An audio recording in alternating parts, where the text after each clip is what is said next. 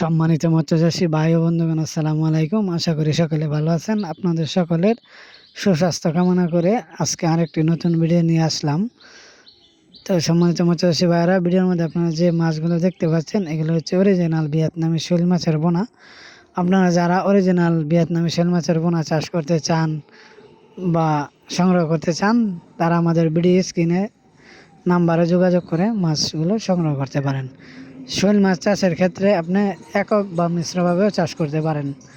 মিশ্রভাবে চাষের ক্ষেত্রে আপনার শৈল মাছের পাশাপাশি 8 ইঞ্চি সাইজের, 10 ইঞ্চি সাইজের এবং কি 12 ইঞ্চি সাইজের যে কোনো মাছের পোনা আপনি চাষ করতে পারবেন, যার ক্ষেত্রে শৈল মাছ আপনার ওই মাছগুলোকে ধ্বংস করবে না। শৈল মাছের ক্ষেত্রে আপনার পুকুর ভালোভাবে যত্ন নিতে হবে এবং কি পুকুরের চারপাশ উঁচু রাখতে হবে, এবং এছাড়াও আপনারা চাইলে নেট দিয়ে, বেড়া দিয়ে শৈল মাছ চাষ করতে পারবেন। শৈল মাছ চাষের ক্ষেত্রে আপনারা শৈল মাছ খাবার হিসেবে ফিড খাবার খাইয়ে এই মাছগুলো আপনারা বাজারজাত করতে পারবেন।